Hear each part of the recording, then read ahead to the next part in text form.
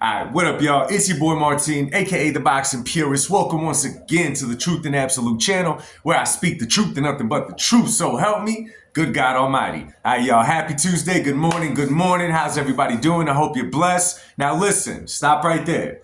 If you're new to the channel, if this is your first time checking out my channel, yo, thank you for stopping by. But make sure before you leave that you hit that like button and you hit that subscribe button. If you want to talk boxing, if you want to get into some good debate, go to the comment section, throw a stone out there, throw a bone, and go to work. Now, let's get right into this one. So, I've been thinking. It's always the same, right? I've been thinking. And that's how it goes, man. Us that we make content, you got to be thinking about what to put out there. You got to think about, if you're talking to a bunch of boxing purists, what's a nice topic to talk about outside of the normal stuff that we be talking about, right? So, I got to say, the 168-pound division is loaded right now, and it has so much potential at the moment. You know what I'm saying? It's so stacked right now that if those guys do not avoid each other and they fight each other, that could be a very fun division for the next 2 to 3 years easy. Because when we look at the division, I'm just going to name some of the fighters that we got there. We obviously got Canelo Alvarez, the champ at that weight class. But we got Caleb Plant. We got, let's not forget, William Skull, who's a contender. Let's not forget Eddie Pacheco. Let's not forget Edgar Berlanga. Let's not forget Jaime Munguia. And let's not forget, potentially, David Morrell at 168 as well. David Benavidez, I'm going to be real with you guys. I don't think that he can make 168 anymore, right? I mean, I'm sure he's flirted with the idea of going back to 168. Obviously, he had his, I'm not going to say his reign like he was the champ, but he was a monster at 168. But I really do not think that he's physically capable of making that weight any longer. So I named all those guys out, and I mean, you guys could see it, right? This is a potential to be a great era of boxing at the super middleweight division.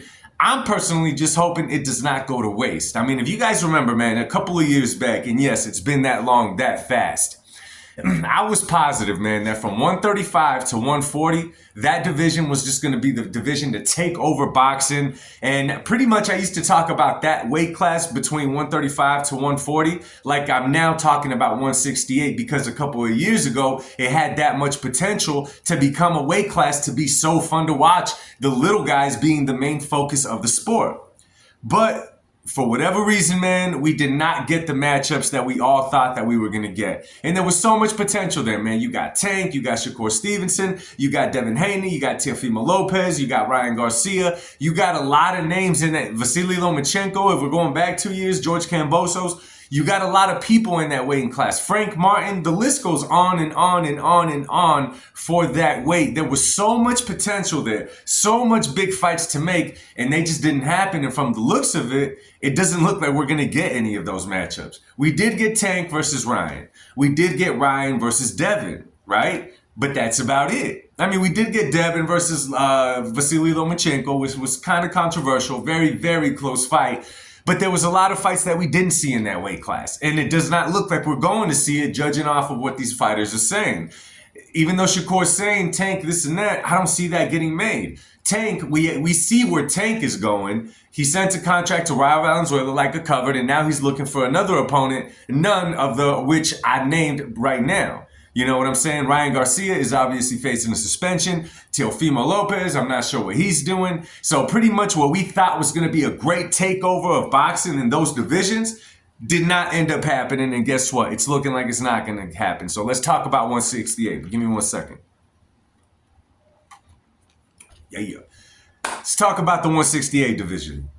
Potential matchups like crazy. I feel like they need to do a Super 6 tournament in the 168 division like they did back in the day with my man Andre Ward, swept right through it. Right now, that would be so good. Now, let's take Canelo out of the equation for right now at 168. Who's the next top guy in your guys' opinion?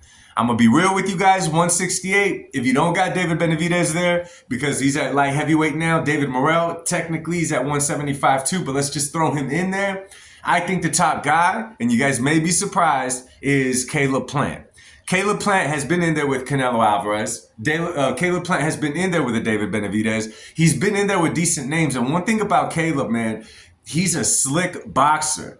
Caleb is the type of fighter that I like to watch fight. You know what I'm saying?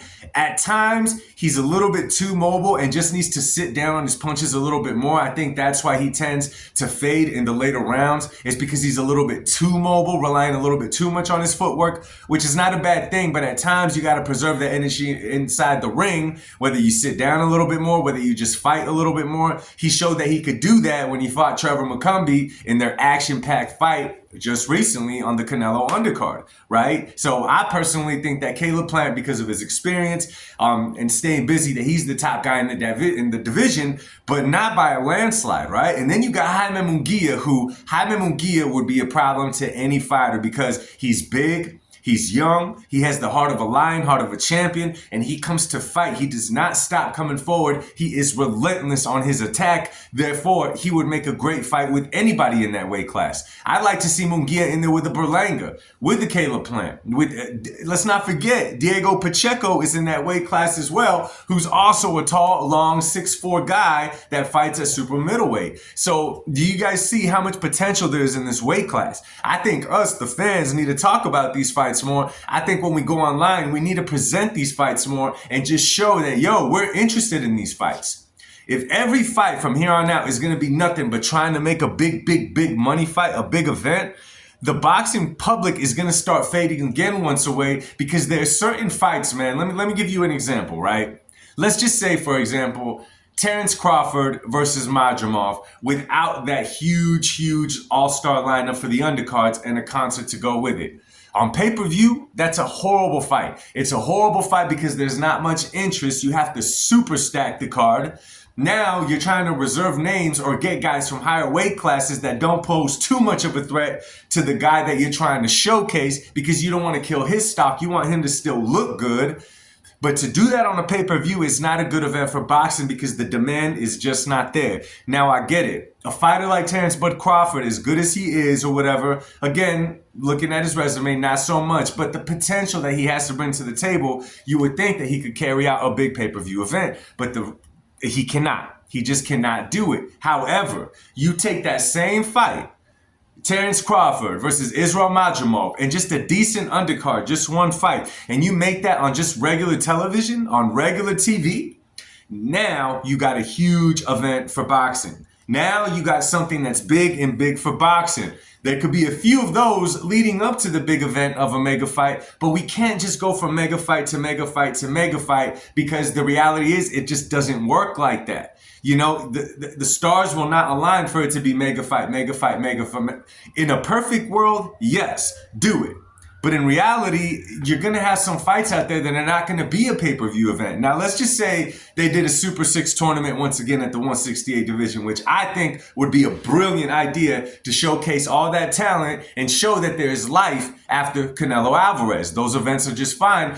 Just fun because there's a lot of potential matchups that you will get to see, and you will see how styles make a difference in fights. You know what I'm saying? So I personally think that would be the way to go. You know what I'm saying? Not all of it. I mean, potentially for a Super 6, you could do pay-per-view events. You know what I'm saying? But again, if you make it on national TV, regular TV, now it's huge for boxing, and you could do the last two guys standing in that weight class. Now you can make it a pay-per-view event because now you built up the hype. Now you built up something behind it. Now everybody wants to see who's the top dog in that weight class. I'm really hoping that it goes this route. We got a lot of it. Let me check the time, y'all. Okay. We got a lot of visitors right now in the world of boxing. And obviously, y'all know I'm talking about Jive Turkey. You know, Turkey has the money to put together any event at any time in any state with any two fighters, except for Canelo. He has the money to do so. He has the money to put together these events. Okay?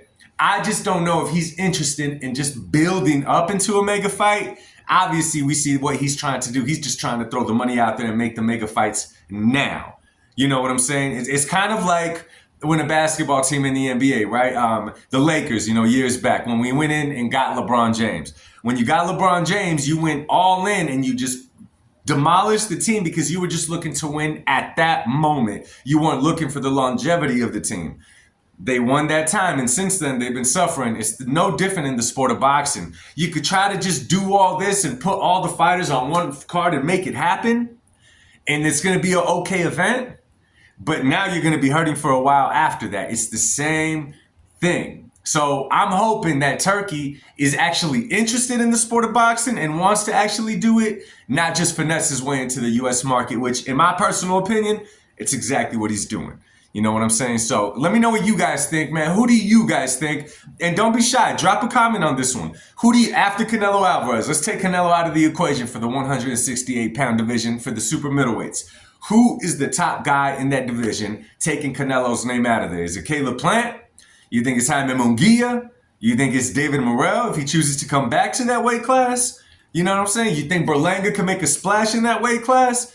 Drop a comment down below. Let me know what y'all think. I try to respond to all you guys, but yo, I'm just one person. You know what I'm saying? Anyway, enjoy your day. Remember to share this video. Show love to your boy. And God bless you. I'll speak to you on the next one. Peace.